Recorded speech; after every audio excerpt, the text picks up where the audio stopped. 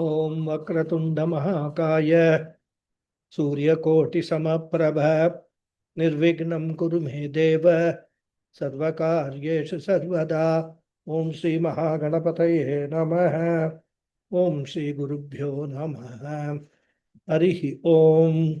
सदाशिवसमारम्भां शङ्कराचार्यमध्यमाम् अस्मदाचार्यपर्यन्तां वन्दे गुरुपरम्पराम्। अस्मद्गुरुभ्यो नमः। श्रुतिस्मृतिपुराणानाम् आलयं करुणालयं नमामि भगवत्पादं शङ्करं लोकशङ्करं।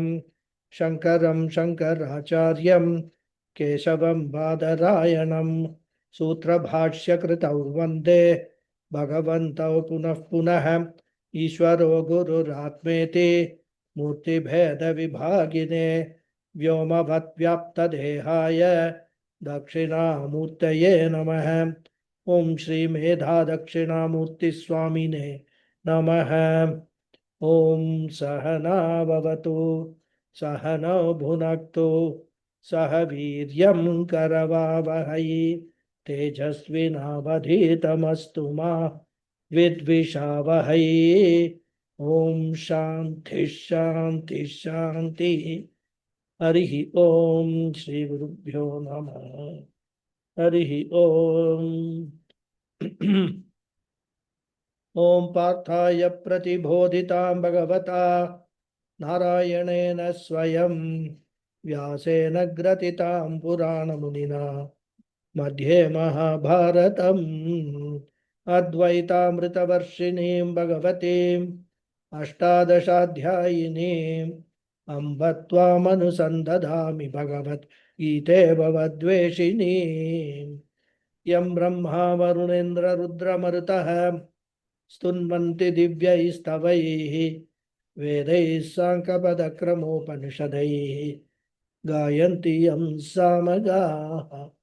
ध्यानावस्थिततद्गतेन मनसा पश्यन्ति यं योगिनः यस्यान्तन्न विदुःसुरासुरगणाः देवाय तस्मै नमः। Om. So namaste once again everyone. Namaste Guruji. Namaste. Namaskara Guruji. Namaskara. Namaste Guruji. Namaste. Namaskaram. Namaskaram. So we are in the seventh mantra of the seventh sloka of the ninth chapter. Sarva bhutani kaunteya prakritim yanti mamikam kalpakshaye punastani kalpadau visrajamyaham.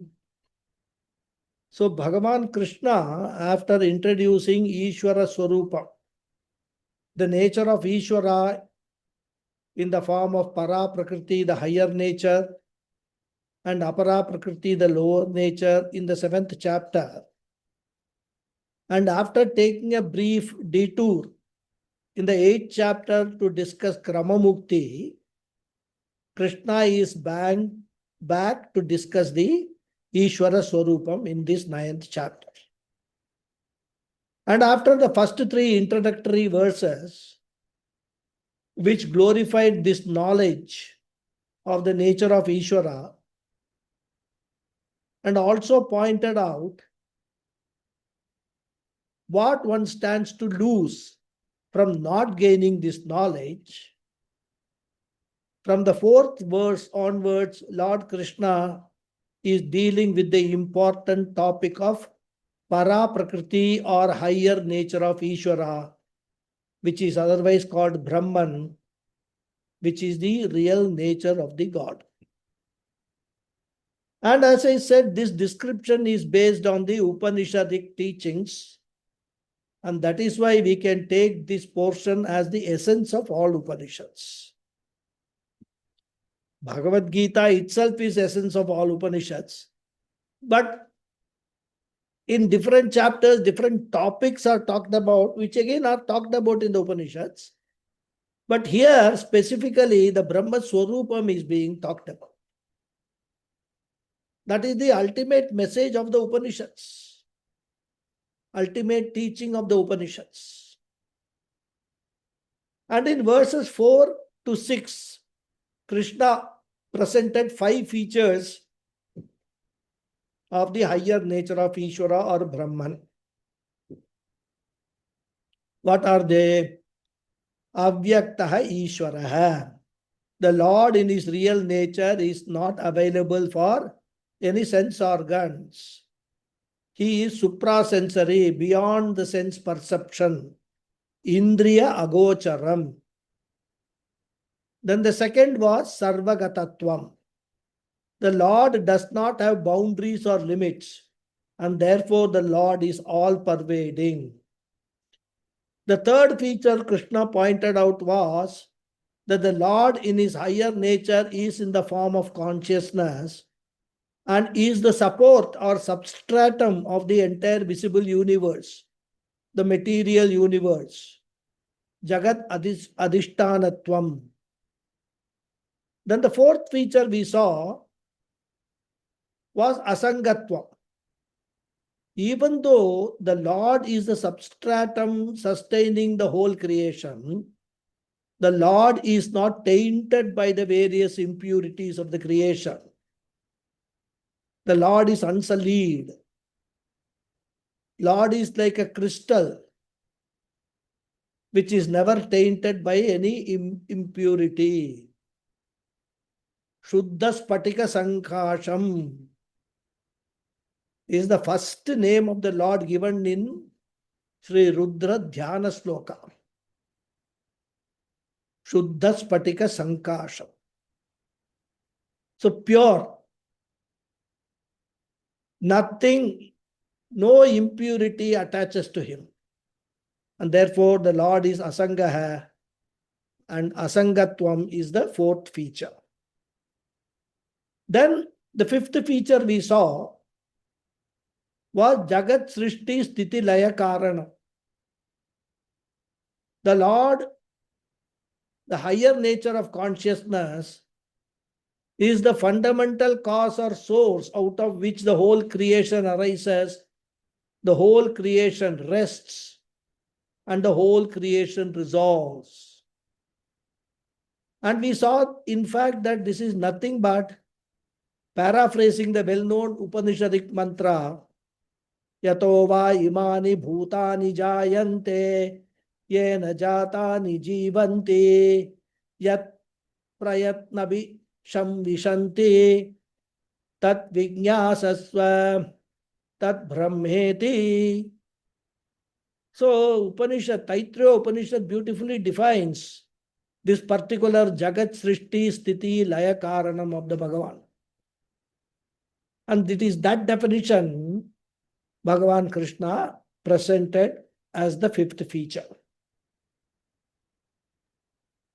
And in this 7th verse, we are discussing the law that the Lord is giving some details about creation. How does the creation come? How does it resolve?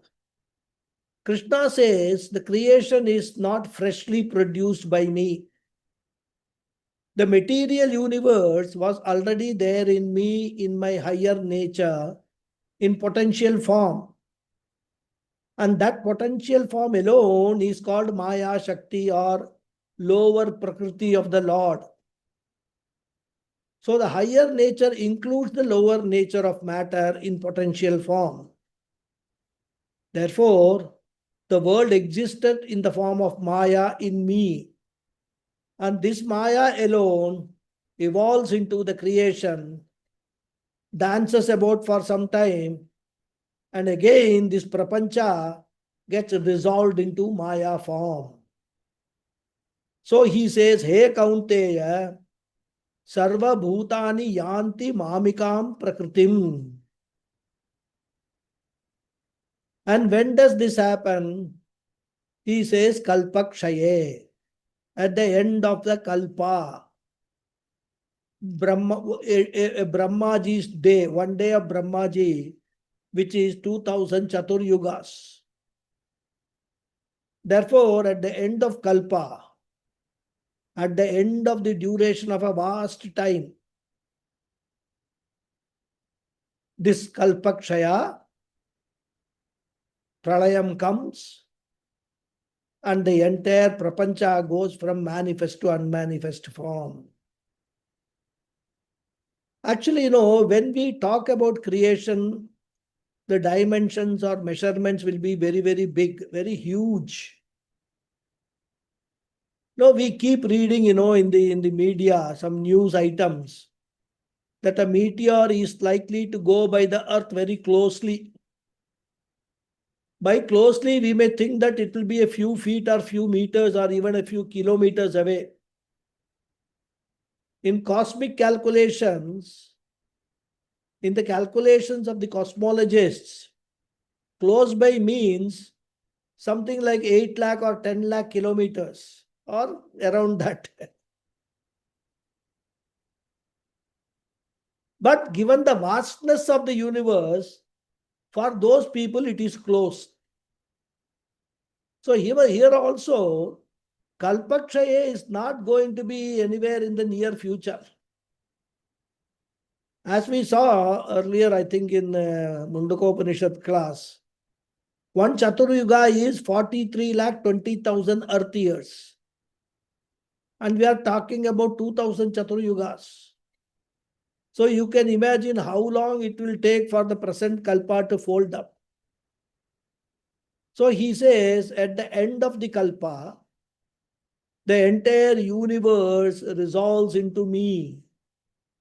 And Kalpa thou, at the beginning of the next Kalpa, when Brahmaji gets up in his next day morning, the creation will again become manifest. Therefore, creation never ends permanently. There is no permanent end for creation. It is only a temporary rest for creation, and again it will resurface. And this resurfacing Krishna describes as Punaha aham tani visrjami. I manifest the creation again. So this was the message or the detail given to us in the 7th shloka. And Krishna continues with the same theme. We will read the 8th shloka. Prakritim swama vashtabhya visrijami punah punah bhutagramamimam krishnam avasham prakriter vashat. The Anvaya is Avashtabhya swam prakritim visrijami punah punah imam krishnam bhutagramam avasham vashat prakritehe.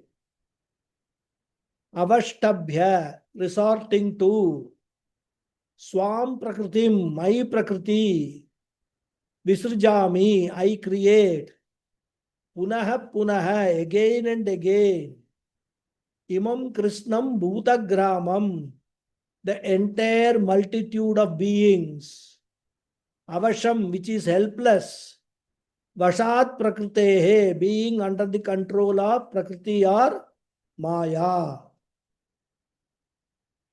So resorting to my prakriti, I create again and again this entire multitude of beings, which is helpless, being under the control of prakriti. So in this verse, also explanation of Jagat Karanatvam, which was given in the 5th verse, is given. So the topic remains the same. Here he says, Aham punaha punaha visrijami. It's a cyclic process. I repeatedly create this world. And that is why it's very important for us to understand. In Vedanta, creation is a cyclic process. It is not a linear process. If you look at creation in a linear fashion like a line, having a beginning and having an end, you will have endless logical problems, which are in fact, very well elaborated in Mandukya Karika. There, Gaudapada Acharya says, we will have endless logical problems if you accept a linear creation. And it is not scientifically explainable also. Because even when we observe the creation, everything is cyclical, isn't it? When we observe the nature, seasons are cyclical. Even the plants, etc., we see they are cyclical. And therefore, in Vedanta, we say creation is an eternal cycle. Manifest and unmanifest, manifest, unmanifest. This goes on. And the cycle does not have a beginning or end. A straight line has a beginning or an end point, but a circle does not have a beginning and end. And therefore, never ask the question, when did the creation begin? Because the question itself is illogical question. And therefore, we cannot give a logical answer. In fact, Swami Paramarthananda ji gives a very beautiful example. If somebody asks the question, if an unstoppable bullet hits an impenetrable wall, what will happen? It's an illogical question, isn't it? If an unstoppable bullet hits an impenetrable wall, what will happen? You can never give an answer. Question itself is faulty. Because if the bullet is unstoppable, wall cannot be impenetrable. Wall will be penetrated. And if the wall is impenetrable, the bullet cannot be unstoppable. And therefore, it's an illogical question. For an illogical question, there cannot be a logical answer. And therefore, the question, when did the creation originate, is illogical. And therefore, Krishna says, it has been going on and on and on and on and on. Nobody knows from when. So, aham punah visrujami. But if I have to create, I have to make use of what? Swam prakritim avashtabhya. With the help of Prakriti, which is the potential universe. Just as without the samskara or vasanas, I cannot dream. For dream to come, I require some imprint in the mind. Similarly, Brahman cannot create unless the creation is there in potential form. And that potential form is called Prakriti. So, Swam Prakritim means my Prakriti, my Maya. Avashtabhya means resort to. So, I resort to my Maya for creation. And therefore, taking resort to Prakriti or Maya, I create Imam Krishnam Bhutagramam. This entire multitude of things and beings. Gramam means multitude. It does not mean a village here. Actually, originally, the word grama means multitude only. And a village is called grama because there is multitude of houses. So in Sanskrit, any multitude or group can be called a grama. So here, Bhuta Gramam means multitude of things and beings. Krishnam, in its entirety, I create again and again. Punaha punaha. This word, punaha punaha, or correct pronunciation, punah punaha, is a very significant word, meaning again and again. When you repeat the word again and again, it refers to eternity. And in Sanskrit grammar, this kind of an expression is called a vipsa. Means you use the expression twice, and when you use the expression twice, it refers to eternity. Therefore, punah punaha means punaha punaha punaha punaha punaha punaha punaha punaha punaha punaha, like that. Anadi Anantaha. And in fact, this process does not happen in time. But time itself happens within this process. And that is why we are not able to talk about the concept of time beyond or before the Big Bang. We cannot talk about time. You cannot talk about space. You cannot even talk about causality. And therefore, this phenomenon of punah punah visrujami is not in time, but time itself is within this phenomenon. In Dakshinamurti Stotram, we see it beautifully. Maya kalpita desha kala kalana vaichitra chitri kritam. So the entire beautiful, colorful multitude of beings, both living, non-living, Krishna says, I am punah punah visrujami. Again, this process happens again and again and again eternally. And now he is describing the beings. What type of being, things and beings they are. He says avasham, helpless beings. They are under control of what? Prakritehe vashat. They are under the control of Maya.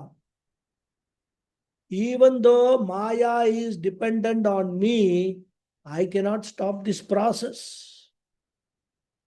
So punarapi jananam, punarapi maranam process of the universe and all the beings will go on eternally. And that is why, even committing suicide will not put an end to it. In fact, in the next Janma, there will be still worse problem because committing suicide itself is a papa. Therefore, one more major significant papa will get added to the person's already heavy bundle of Sanchita Karma. So, more suffering in the next Janma. And nobody can stop this process. One can only get out of this process, which is called moksha. It is like, this big, wheel. We've seen all that circus and all, what is it called? Giant wheel, giant wheel. Suppose that giant wheel cannot be switched off. Once switched on, it will go on and on and on, and you cannot stop the giant wheel. But when the wheel comes near the ground, you can jump out of it. That is called moksha. So how to jump without getting hurt? The question. By attending classes like this, gaining the secret knowledge of how to jump out while the wheel is still rotating. And then once you have jumped out, remaining in the same state and not trying to go back and jump into the wheel again. That is moksha. So then next Krishna continues, Nachamam tani karmani nibadnanti dhananjaya udasina vadasinam asaktam teshu karmasu. He Dhananjaya, chatani karmani na nibadnanti mam asaktam teshu karmasu asinam udasinavat. That's the Anvaya. He Dhananjaya, O Arjuna, cha, however, tani karmani, those actions of creating the universe again and again, Na nibadnanti, do not bind me, bind me. Asaktam, who am uninvolved. Teshu karmasu, in those actions. Asinam, and who remains. Udasinavat, like an indifferent person. So he says, O Arjuna, however, those actions do not bind me, who am uninvolved in those actions, and who remains like an indifferent person. So in this verse, Krishna talks about the final feature of Ishvara. The sixth description of Ishvara by way of answering a possible doubt.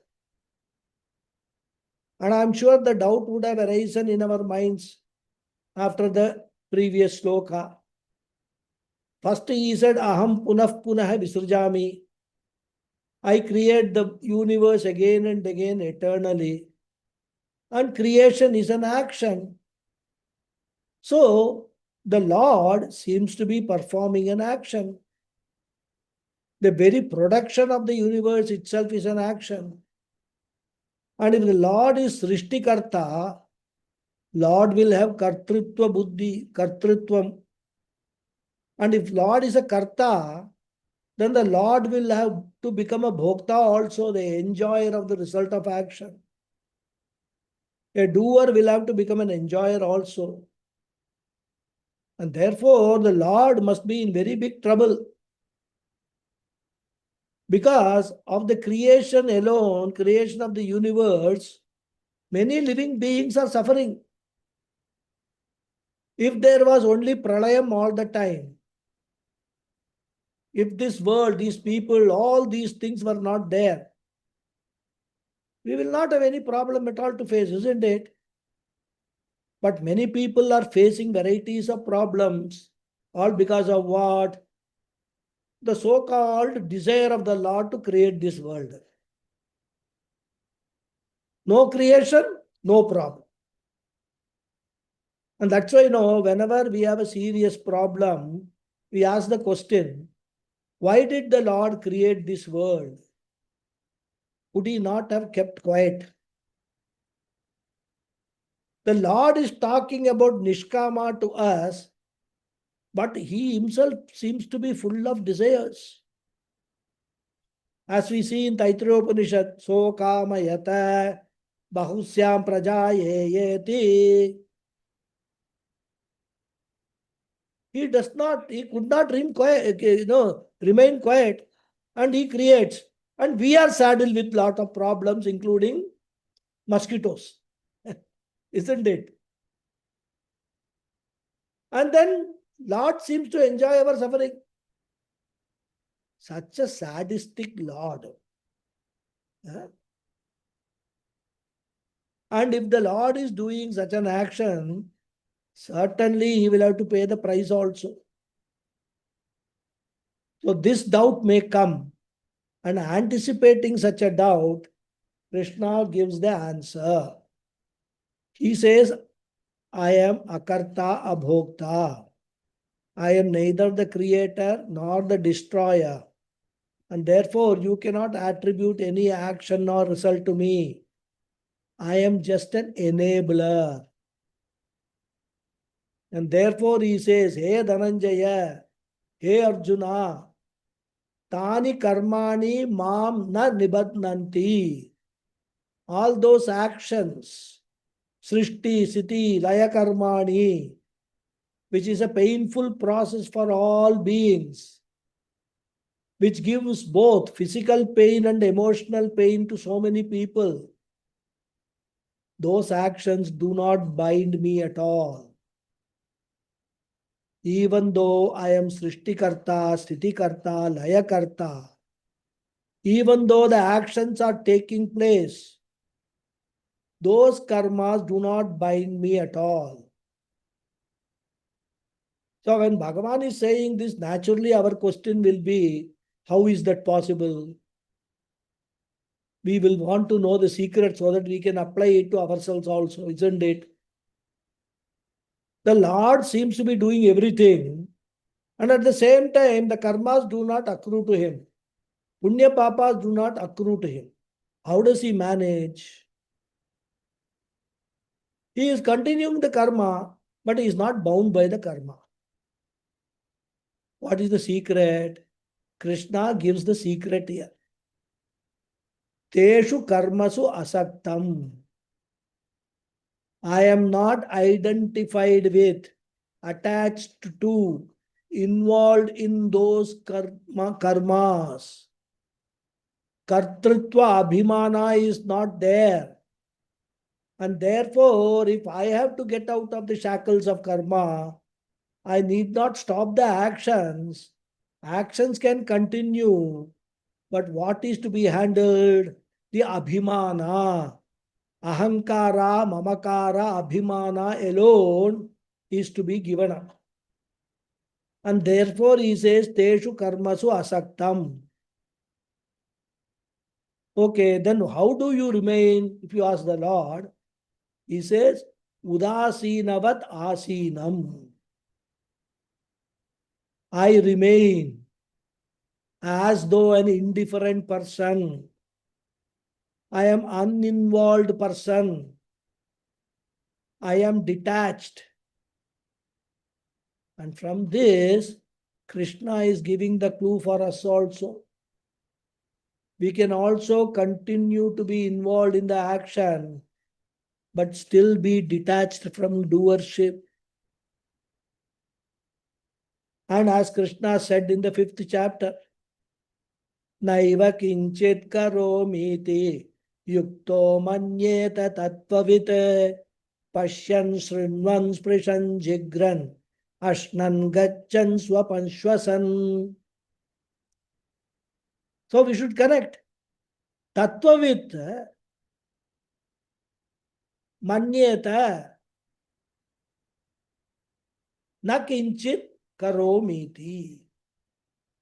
Through all, in and through all the actions that a jnani does.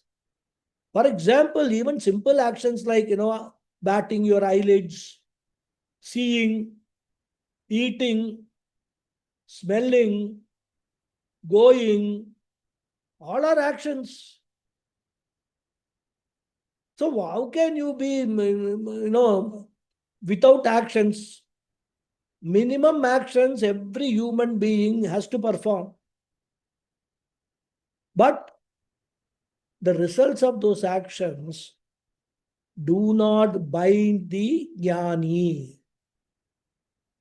Why? Abhimana tyaga. He never feels I am the doer. He feels it's all happening. That is how the Maya works. So, Abhimana Tyaga is the secret of Akartritvam and Abhoktritvam, not renunciation of karma. Mind you, karma cannot be renounced, and karma need not be renounced also. Karmasu Abhimana alone has to be renounced. And whoever has done that, he is free from karma phalam also. So Krishna says this is the secret of my being not affected by all these karmas. Okay. Nibhagnanti mam means not bound by. Asaktam teshu asina udasina. Now Krishna continues. Mayadhyakshena prakritihi suyate sacharacharam hetunanena kaunteya jagat viparivartate. Anvaya is Maya adhyakshena prakritihi suyate sachara acharam sacharacharam anena hetuna jagat viparivartate he kaunteya.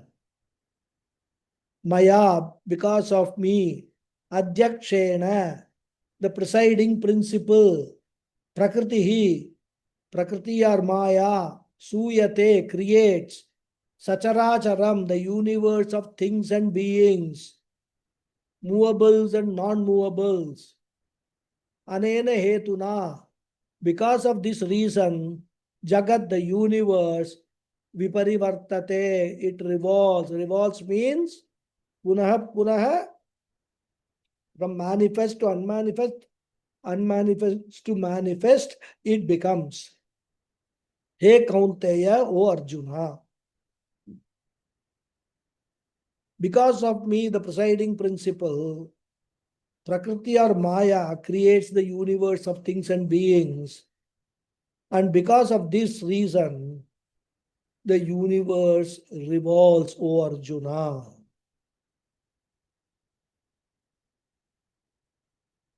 So remaining detached, remaining without abhimana is called Sakshi Bhava. And this Sakshi Bhava, Krishna explains here.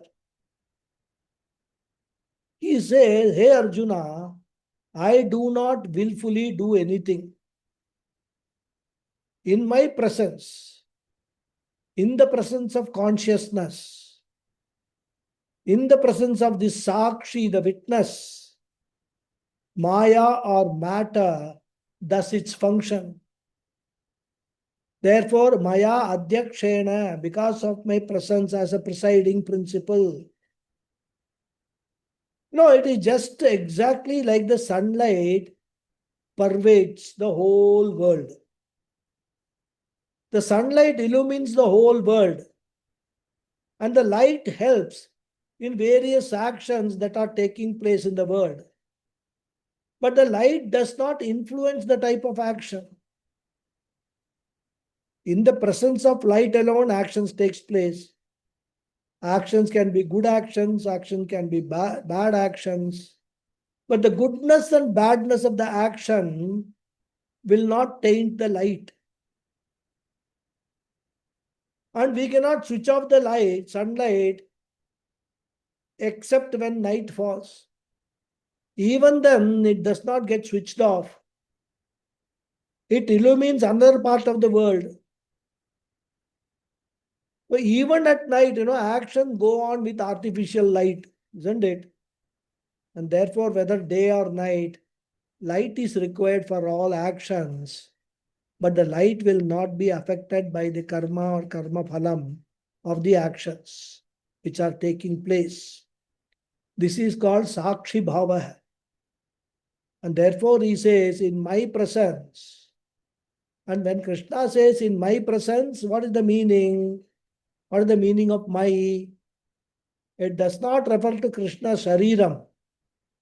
Krishna Shariram is lower nature. We must remember, visible. He is not talking about lower nature here. He is talking about his higher nature. So when Krishna says, in my presence, he refers to that all-pervading consciousness, which is formless, which is untainted.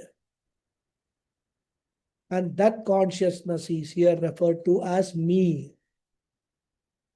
So in my presence, Prakriti means the basic matter called Maya, which was called Apara Prakriti in the 7th chapter. So just as in the presence of electricity, every gadget will do its function. Electricity does not request the gadgets to do any particular function. Electricity blesses the gadget. The gadgets will do their own respective functions. It is not that the function of the gadgets is determined by the electricity, but the gadgets do function according to their own nature. If it is a bulb, it will illuminate in the presence of electricity. If it is a fan, it will rotate in the presence of electricity and so on. So according to the nature of the gadget, functions will go on. Electricity is only a samanya karanam. Electricity does not will or wish a particular action. Similarly, when there is a sattvic brain or sattvic mind, it will do its function blessed by consciousness. A rajasic mind will do its function blessed by consciousness. A tamasic criminal mind will do the criminal action also blessed by consciousness. The criminality is determined by the nature of the mind. The blame cannot go to the consciousness principle or God. And this is to be remembered because people always ask, if God is in everyone, how come there are criminal thoughts in people? We must understand, God does not determine the nature of thought. God enlivens the instrument depending upon the nature of the instrument. The thoughts are generated accordingly. And therefore he says, Prakritihi, the basic matter evolves, suyate. Suyate means produces, projects, evolves. Into what? Sacharacharam jagat. So Maya evolves into this whole universe consisting of mobile and immobile things and beings.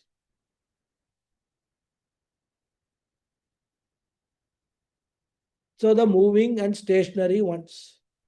In short, the entire creation of things and beings.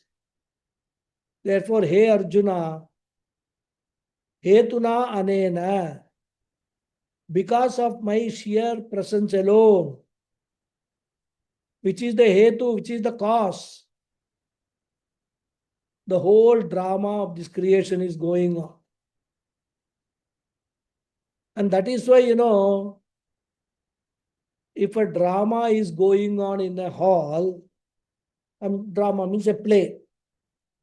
When the light goes off, the play will stop. But nobody will be able to see anything. Even though the light does not play the role of a teacher, the light does not play the role of a student, light is not directly involved in transaction, but for all transactions, presence of light is required. In fact, Vidyaranya Swami, a great Vedantic Acharya, devotes an entire chapter in his work Panchadasi to give this example. The chapter is called Nataka Deepa Prakarana. So God or consciousness is like the light. God does not play any role in the transaction. But the presence of Lord is required, like the presence of light, for the transaction to take place.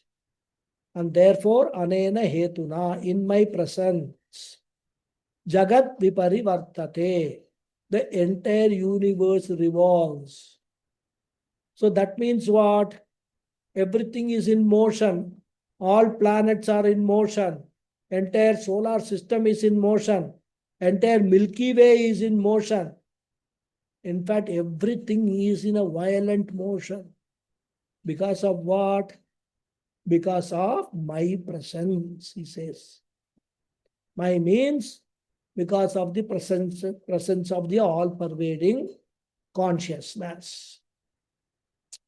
Now, having given the description of the higher nature of God, up to verse number 10. Now, in the 11th verse, Krishna is changing the topic. And the topic is Samsara Karanam.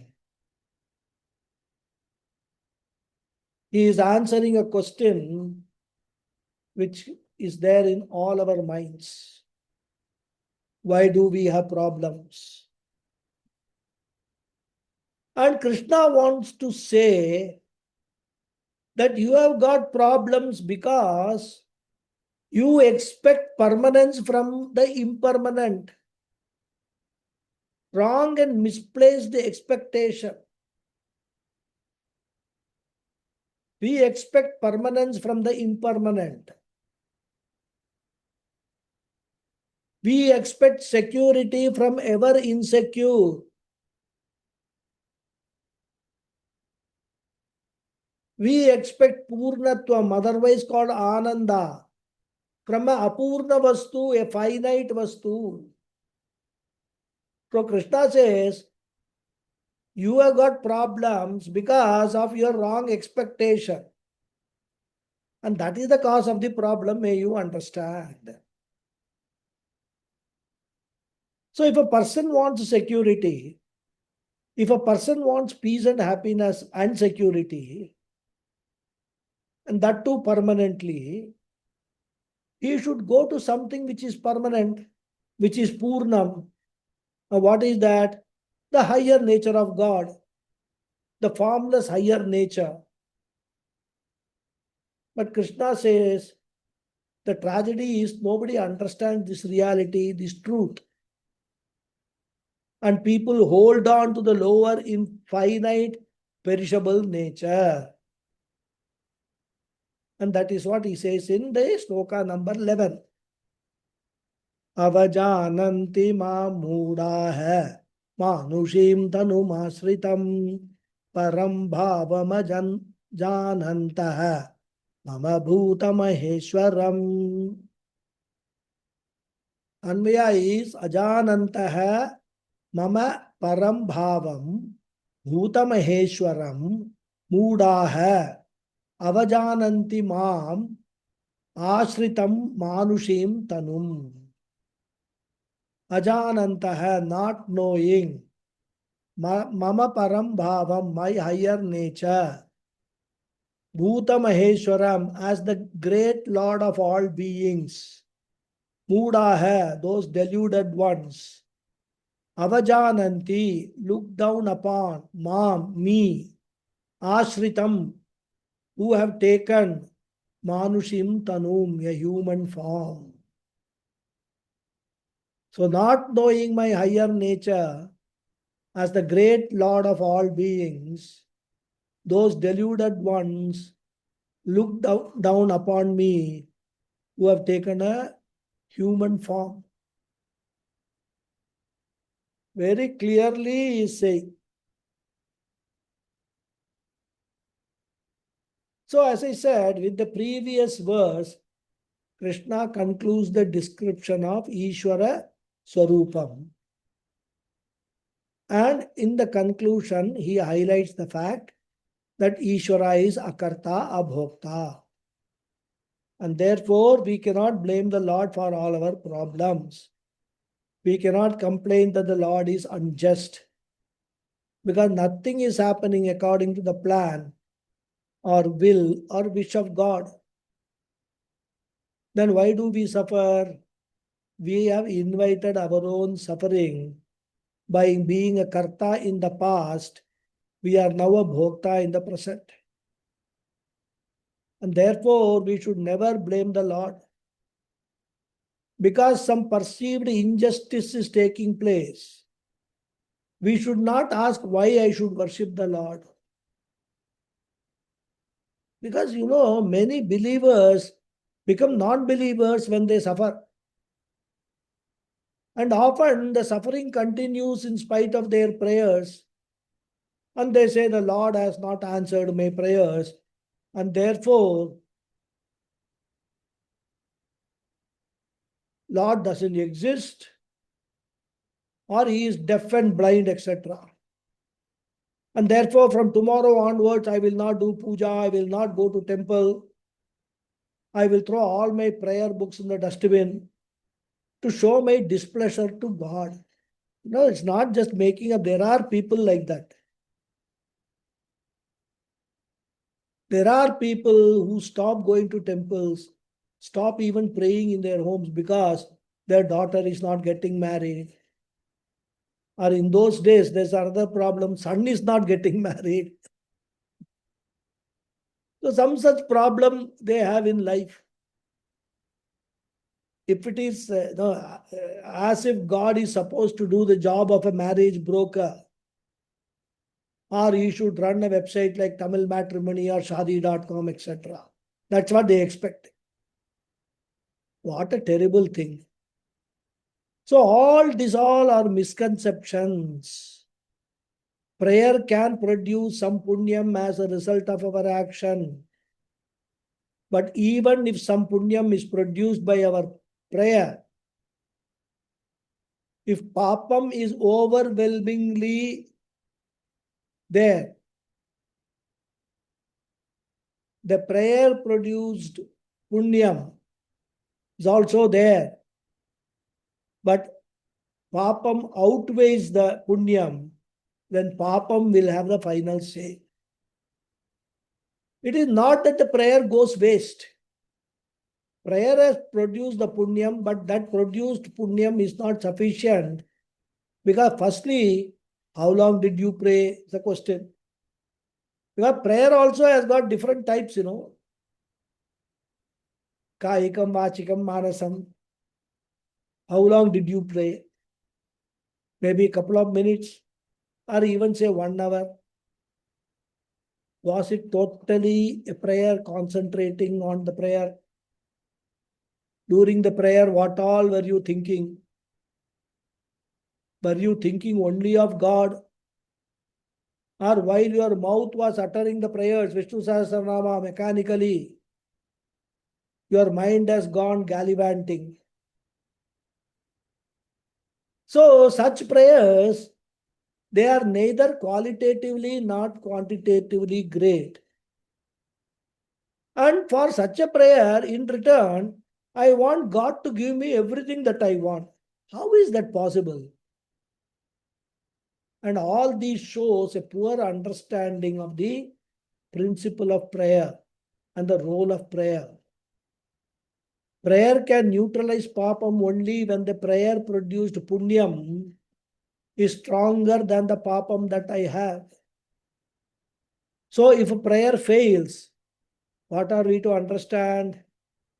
My papam is superior, stronger. And therefore, in today's match between what I want and what I get, papam has won. So not knowing the principle of prayer, people blame the God. And therefore, Krishna says the problem is with the people. And that is their confusion. And therefore, no, Krishna gets almost what we can say very tough, I wouldn't call he goes wild, but he uses very strong words. He says Mudaha. Mudaha means we have already seen earlier, confused people, ignorant people who are not able to differentiate between Nityam and Anityam. Nitya Anitya Vastu Viveka Rahitaha. But this is how Shankaracharya begins his Bhajagovinda.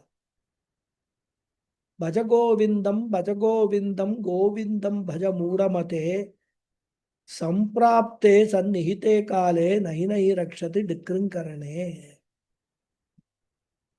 So whatever you possess cannot help you for attaining permanence, because they themselves are perishable.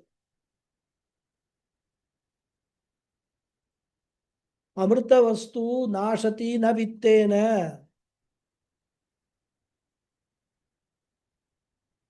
Kaivalya Upanishad says, na karmana na prajaya dhane na tyage naike amritatva manushuhu. None of them, karmas, prajaya means progenies, dhanena, money, tyagena, by even renunciation, none of them can give you peace and security. If you think they will give, you try, suffer and come back. We will wait. And therefore Krishna says, Mudaha mama param bhavam ajanataha. They do not know my nirguna swarupam. They do not know my formless swarupam. So param bhavan means what? Para prakriti.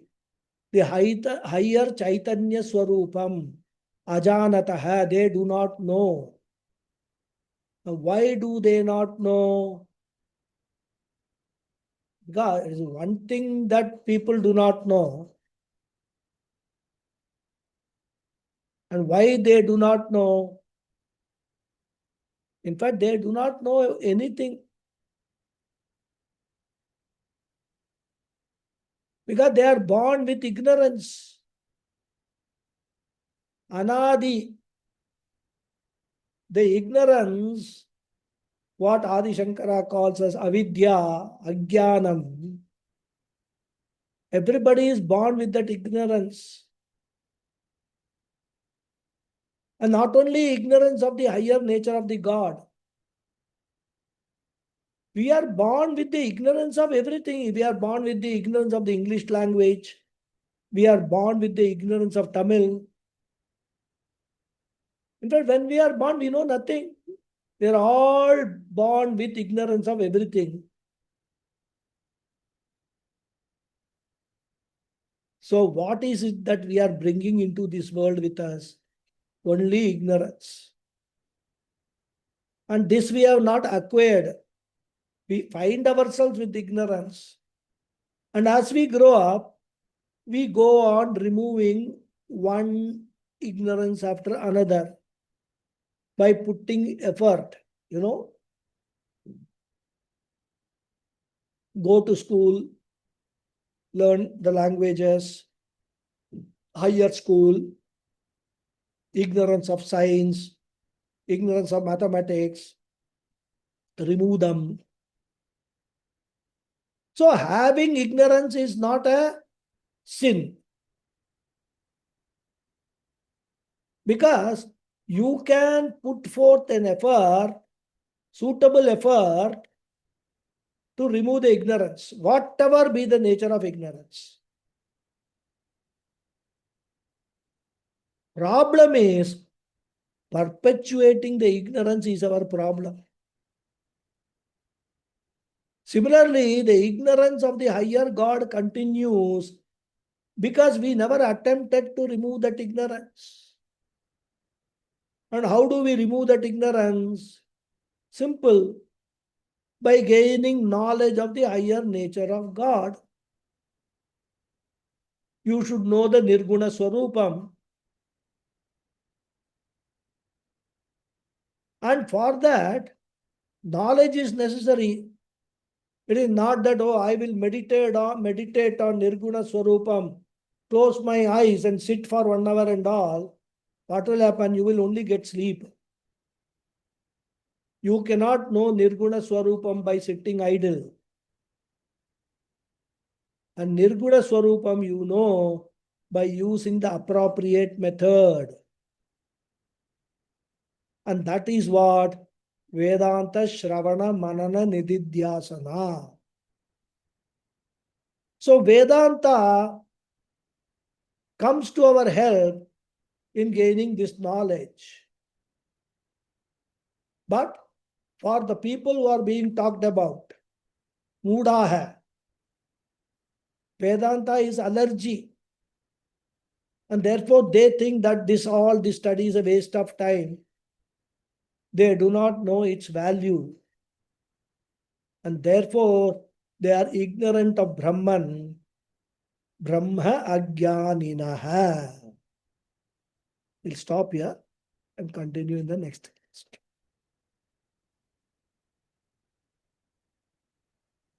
Om Purnamada Purnamidam Purnad Purnamudachyate Purnasya Purnamadhaya Purnameva Uchichyate. Shanti Shanti Shanti. Harihi Om Shri Gurubhyo Namaha. Harihi Om. Dhanyavadaha. Thank you all very much. Thank you, Guruji. Hari Om. Hari Om. Thank you. Thank you, Thank you, Guruji. Guruji. Hari Om. Thank you, Guruji. Guruji. Had a nice session. Hari Om. Thank you, Hari Guruji. Om. Much Hari Om, Thank you. Guruji. Namaskaram. Thank you. Guruji, some things are confusing. He says, I'm neither a creator nor a destroyer. Something like energy.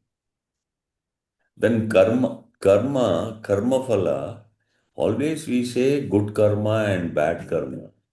Earn your papam punyam like that. Whereas here it is something different. Yes. Yeah, all this talked about karma, good karma, bad karma, and all. They are all relevant for people who don't know about the higher nature of Bhagavan and your own higher nature. Hmm. If you understand that Bhagavan's higher nature is akarta, abhokta, Uh, everything happens only in his presence. He doesn't do anything on his own. okay. So the karma doesn't attach to him. And when you say that the same higher nature of Ishvara is my higher nature also. So when I do anything, if I do with the attitude of I am akarta, abhokta, that karma phala will not accrue to me. Hmm. You get the logic? Hmm. So then when you say aham brahmasmi or tattvamasi, you come to that particular point of aham akarta abhokta. So as I said, Krishna in this section is pointing out the higher nature of the Lord. Hmm. In the last section, he will say that whatever I talked about, it is your own nature, Arjuna. So if you are taking yourself to be a karta bhokta, Hmm. you will have all these karma, phala, punyam, papam, etc. Hmm. But if you relinquish that kartritvam, if you understand that I am actually not doing anything at all, things are happening on their own. That is the nature of Maya, that is the nature of Prakriti. I am just in my presence, everything is happening. When you come to that stage of knowledge, that stage of transformation of your thinking and your attitude and your understanding, Hmm. then all these karmas will become mithya for you. They appear, but they don't exist. That is the final stage of Vedanta. But when anything happens, good or bad, we always say karma phalam. Yes. In the empirical world, in the world of what we can say, apara prakriti, Hmm. that's what we will say, the lower nature of the God. When we are actually associating ourselves with the lower nature of the God, we are celebrating Krishna Janmashtami, Janmashtami. Ramanavami and all. What is that? There is no higher nature of Krishna, Rama. There is no Janma at all. Perpetually existing. Hmm. So we have to travel this spiritual path with very carefully understanding that what is it that we are going through right now, but what is our end goal. And when you reach that end goal, you won't be bothered about these karmas. Now you can ask a question, does it mean a jnani will commit a murder and say, I have not done a murder? The murder will not attach to him, that the crime. It's a very hypothetical question because, first of all, a jnani has become so matured. He has become, samatva bhava. He treats every being in the entire universe as his own self. So, first of all, he will not commit such a crime. Right? And even if it happens, Jnani will understand it is my body, mind, sense complex which is committing a crime, which is mithya. Crime is mithya. He will understand everything is mithya. If he goes to jail also, he will consider that, okay, my body, mind, is sense complex going to jail. All this mithya, I am unaffected. But what happened to suffering? Uh, Suffering. Suffering is at a body level. At my consciousness level, there is no suffering. So It is, it's a very subtle matter. That's why most people cannot come and understand this. But understanding this is very important as you progress. So you progress to the higher nature through the lower nature only. You That's cannot. what I was about to say, that in order to climb to the highest thing, you have to go step by step. First, Yes, understand the lower nature. yes. Then keep climbing and then reach the higher. Yeah, I reach the highest.